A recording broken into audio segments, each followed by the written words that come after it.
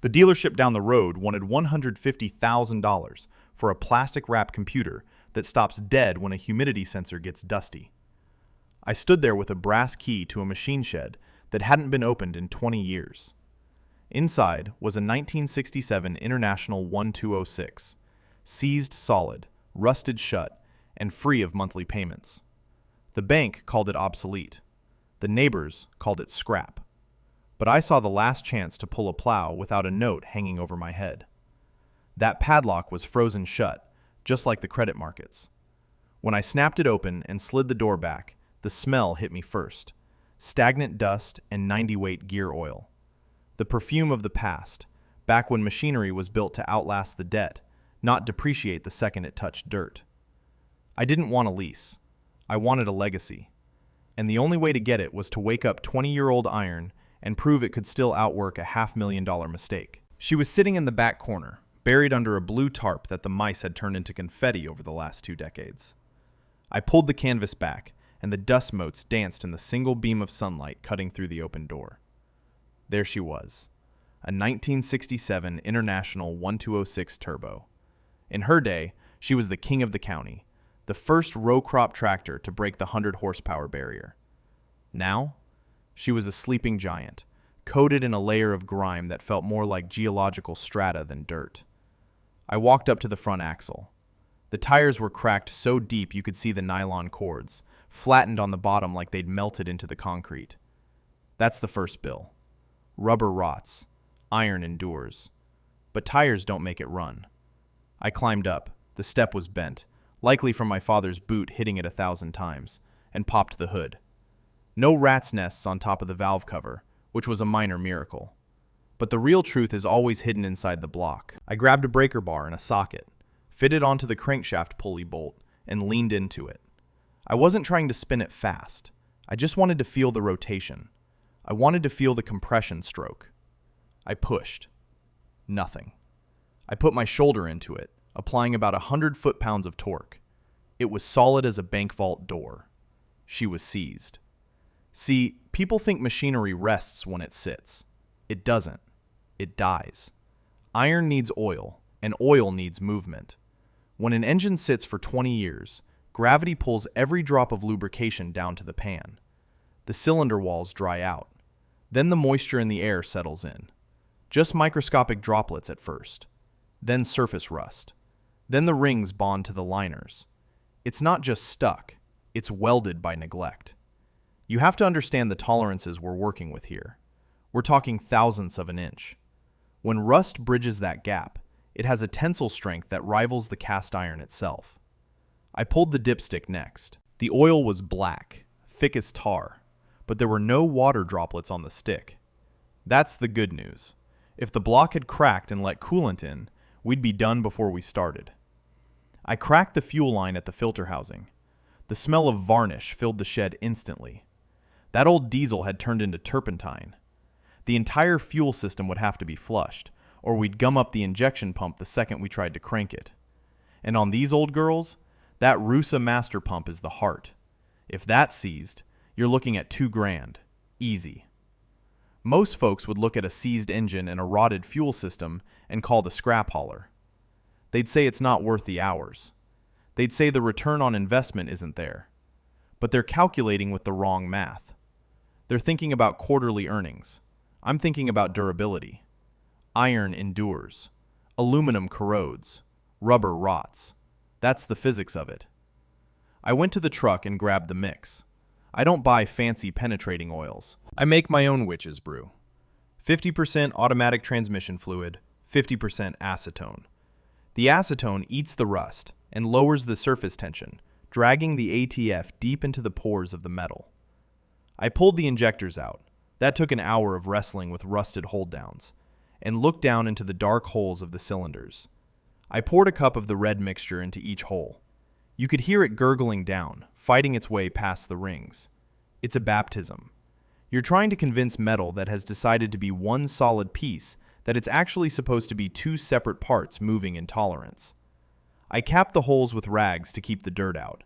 There was nothing else to do now. You can't rush chemistry. You can't force a piston that's been sleeping for 20 years to wake up in 5 minutes. If you force it, you break a ringland, and then you're doing an in-frame overhaul. So I packed up my tools. I wiped my hands on a shop rag, leaving the grease under my fingernails where it belongs. The clock had started. We were in a fight with oxidation and time. Summer hit the plains like a hammer. By July, the inside of that tin shed was pushing 110 degrees. The air was thick enough to chew on, smelling of baked dust and old grease. I'd let the cylinders soak in that transmission fluid mix for 3 months. That's a long time to wait, but patience is the only tool that doesn't cost money. I walked up to the front of the tractor, wiped the sweat out of my eyes, and fit the socket back onto the crank pulley. I leaned into it. I bounced on it. Nothing. Solid as a granite tombstone. That's the moment the job changes. That's when a rescue mission turns into a salvage operation. We weren't going to get lucky with a simple soak. The pistons were married to the liners, and the divorce was going to be messy. I had to pull the head. Now, taking the cylinder head off a modern engine is a matter of unclipping some plastic harnesses and zipping out a few aluminum bolts. Taking the head off a 1967 diesel is heavy weightlifting. It's cast iron, massive, and stubborn. I started on the manifold bolts. You listen for a specific sound. When you put the torque to a rusted bolt, you want to hear a sharp crack. That's the rust bond shattering. If you feel a soft, gummy give, that's the bolt stretching. And if it stretches, it snaps. Then you're drilling out a hardened steel stud from a cast iron block, which is a miserable way to spend a weekend. I got lucky. 18 bolts cracked loose. 2 fought me, screaming the whole way out, threads packed with rust dust. When I finally hoisted that head off with the shop crane, the chain pulled tight, the steel groaned, and the block finally let go of its top half. I swung it over to the workbench, and that's when I saw the real enemy. Not just rust, nature. The intake manifold was packed solid. Insulation, shredded newspaper, twine, a mouse condo, high-rise luxury. But the problem isn't the nest, it's the waste. Mouse urine is acidic. It sits on the aluminum and the iron, and it eats. I looked at the intake valves on cylinders 3 and 4. They were pitted deep. The seats were corroded. If I had tried to start this engine with a tow strap, that nest would have been sucked right into the combustion chamber. It would have bent a push rod or held a valve open, and the piston would have come up and smashed it. We would have had a catastrophic failure in the first 5 seconds. With the head off, I could see the cylinder walls. They were glazed over, shiny as a mirror where the rust hadn't grabbed. People think a smooth cylinder wall is good. It isn't. You need friction to hold oil. I grabbed the cylinder hone, a tool that looks like a bottle brush made of stone balls, and hooked it to the drill. This is the art of it. You have to run that hone up and down at a specific speed to create a 45-degree crosshatch pattern. Those tiny scratches, thousands of them, are what hold the oil film. If the wall is too smooth, the rings just hydroplane over the oil, and you burn a quart every day. If it's too rough, you file the rings down to nothing in a week. You have to get it exactly right. It was late when I finished cleaning the block deck. The sun had gone down, and the only light was the yellow glow of a 60-watt bulb and a drop light hanging from the hood latch. The shadows stretched long across the concrete.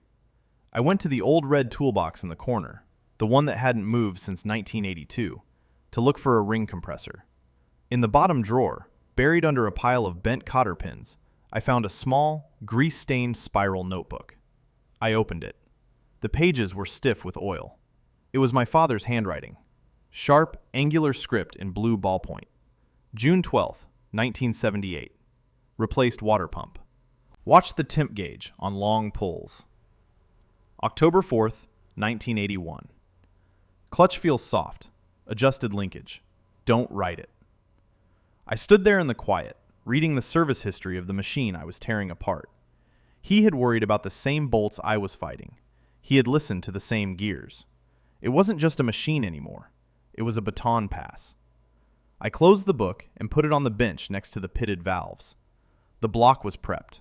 The pistons were finally hammered loose with a block of oak and a sledge. But now we had a new problem. I needed a head gasket, valve guides, and a specific set of injector seals. I checked the supplier catalogs. Discontinued. No stock. Obsolete.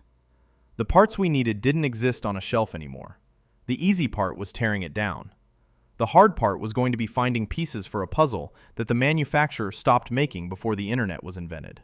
We were going to have to get creative. Winter settled over the plains like a heavy wool blanket, turning the machine shed into an icebox.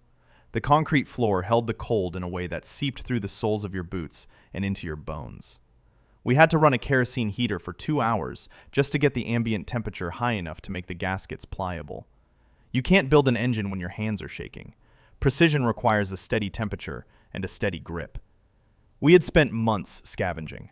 We found a gasket set in a dusty warehouse in Nebraska and had valve guides machined by an old-timer 3 towns over who still knew how to run a lathe. Now, it was time for the surgery. Reassembly is a different discipline than teardown. Teardown is brute force and leverage. Reassembly is mathematics and faith. I laid the new head gasket down, a composite sandwich of steel and fire rings that had to hold back thousands of pounds of pressure. Then came the head. We torqued the bolts in a spiral pattern, starting from the center and working out, 10 pounds at a time, until the wrench clicked with that final, satisfying snap of finality. The most critical step is the valve lash, where the engine breathes. 25 thousandths of an inch between the rocker arm and valve stem. Too tight, the valve won't seat when hot. Too loose, the valve train hammers itself apart. I spent 4 nights spinning the engine by hand, feeling for the compression stroke, sliding the feeler gauge in until I caught that specific drag, the friction that tells you the gap is right. You feel it. That's the difference between a machine that sings and one that clatters.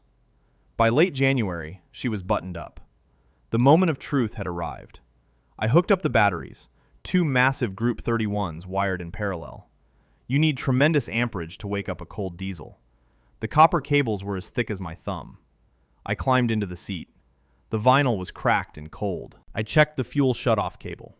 I checked the throttle. I looked at the oil pressure gauge, praying that in a few seconds that needle would move. I pushed the starter button. The solenoid clicked, a sharp, metallic report that echoed off the steel walls. Then the starter motor whined, engaging the flywheel. Rrr, rrr, rrr, rrr. The engine turned over heavily, fighting the compression. The stack puffed white smoke, atomized raw fuel that wasn't igniting. I cranked for 10 seconds. Nothing. Just the sound of heavy iron moving reluctantly and the smell of unburnt diesel filling the air. My stomach dropped. White smoke means fuel, but no fire. Was the compression too low? Did we have a cracked ring? Or was there just air in the lines? I jumped down and grabbed a wrench. On a diesel, air is the enemy. If there's a bubble in the injector line, the pump can't build the pressure needed to pop the injector. I cracked the nut on the number 1 cylinder line and cranked it again. Bubbles and foam spit out. Then, a solid stream of clear fuel. I did it for number 2, then number 3. We were bleeding the system, purging the atmosphere to make room for the power. I climbed back up. My breath was fogging in the cold air. "Come on, old girl," I whispered. I hit the button again. Chuff! A black puff hit the ceiling. Chuff, chuff, bang!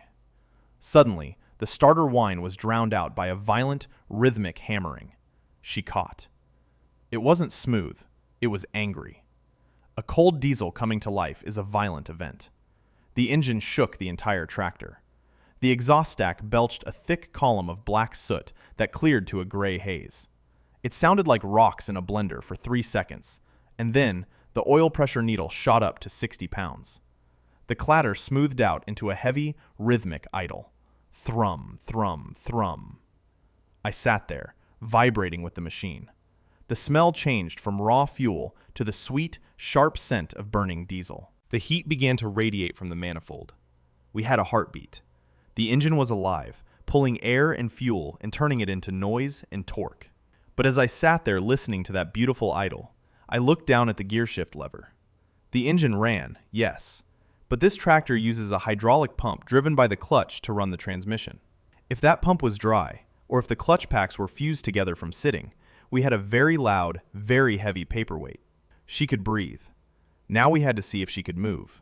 The engine was idling, warm and steady, but a tractor that doesn't move is just an expensive heater. The real test wasn't combustion, it was transmission. I sat in the seat, feeling the vibration travel up through my spine. This wasn't a modern air ride suspension. It was a steel pan with a spring under it. You feel the machine. You become part of the diagnostic loop. I pressed the clutch pedal down.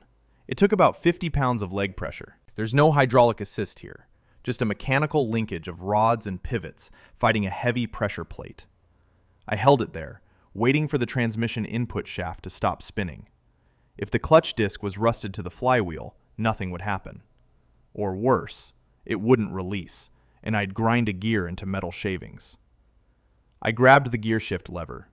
It's a long, bent steel rod that goes straight into the top of the transmission case. I moved it toward first low. I felt the detent ball slide. Then, clunk. A solid, heavy engagement. No grinding, no hesitation. The gears had meshed. I slowly let the clutch out. The friction zone was narrow. The engine RPM dropped slightly, just a change in pitch, and the rear tires, those cracked and weathered monuments to neglect, rotated. We were moving. I drove her out of the shed and into the spring sunlight for the first time in 20 years. The transition was blinding. The sun hit the hood, revealing the truth of the paint. What used to be International Harvester red was now a chalky, oxidized pink. The decals were peeling. She looked rough. But the stance?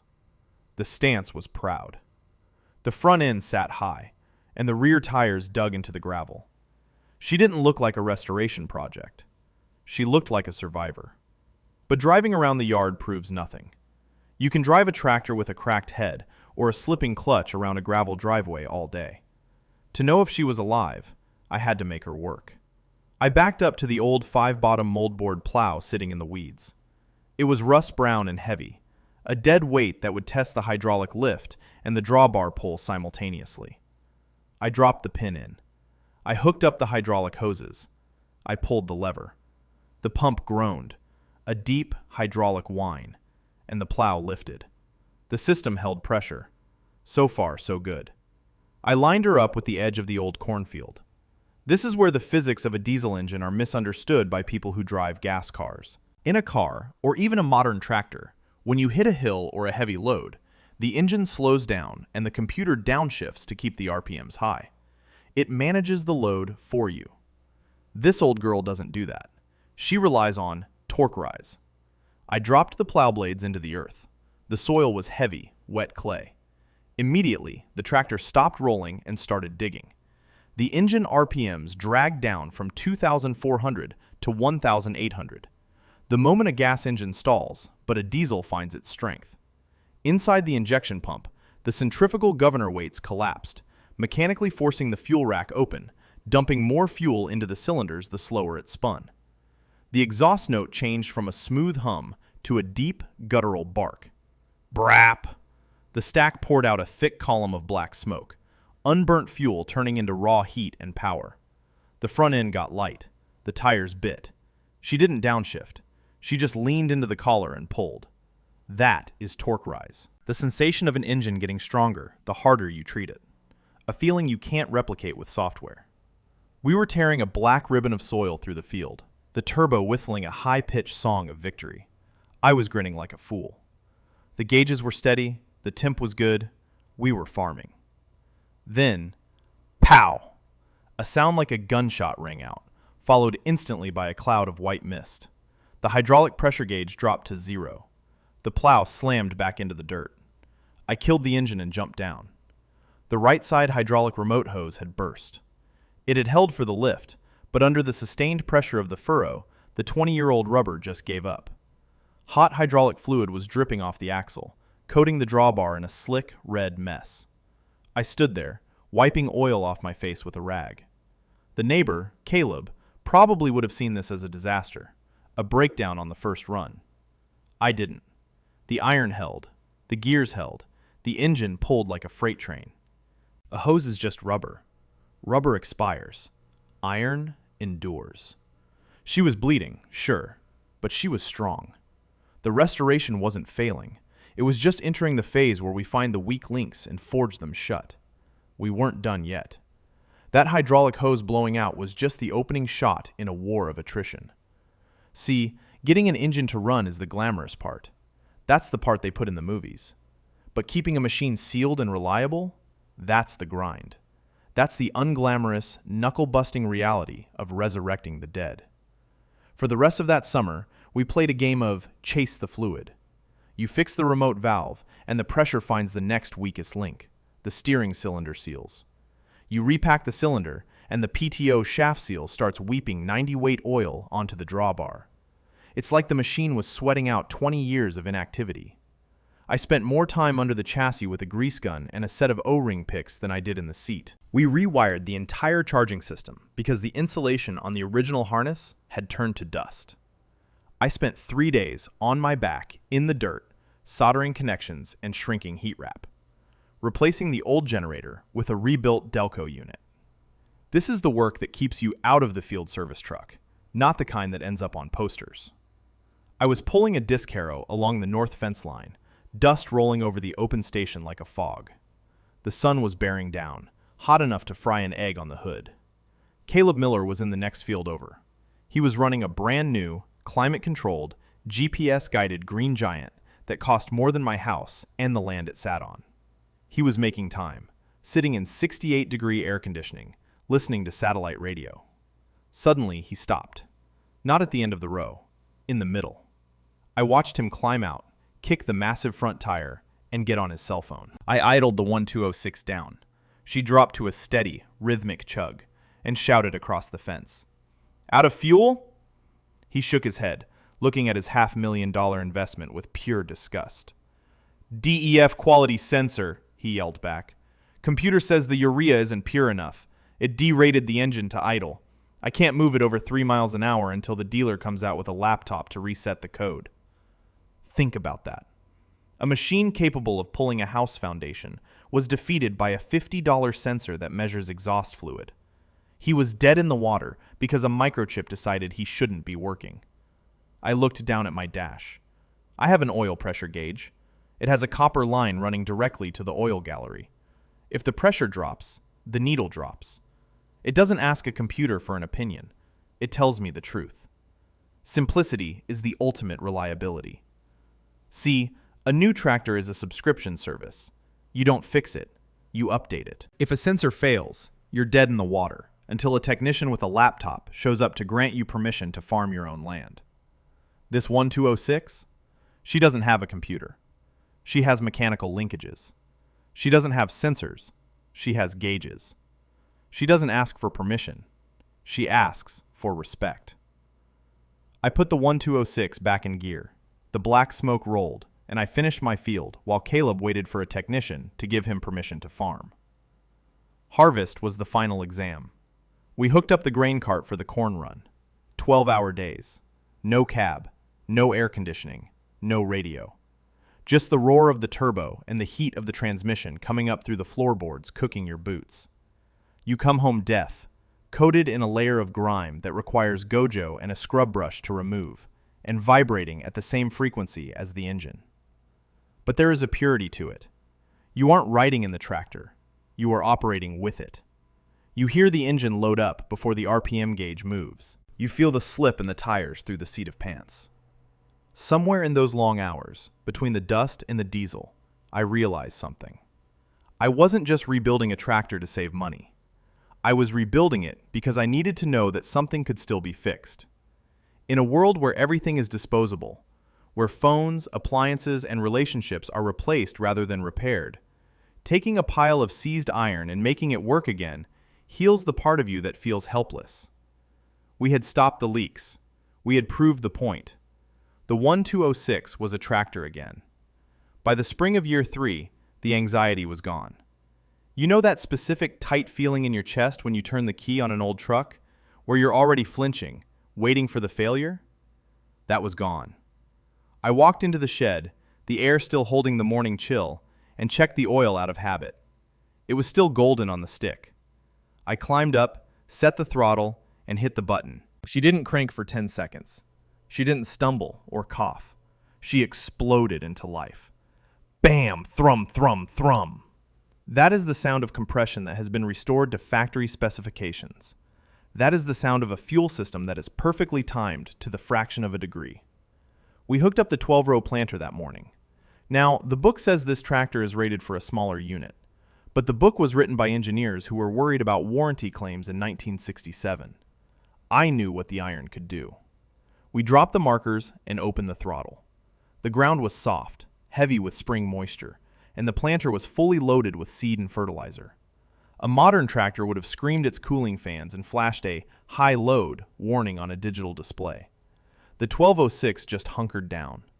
The rear tires wrinkled slightly, the lugs grabbing the earth, and the exhaust turned a dark, hazy gray. She didn't complain. She just converted diesel into forward motion with a stubbornness that you simply cannot program into a microchip. Around noon, I saw a dust cloud approaching from the road. It was Caleb Miller's truck. He parked on the headland and just watched for a while. He wasn't looking at his phone. He was staring at the smoke.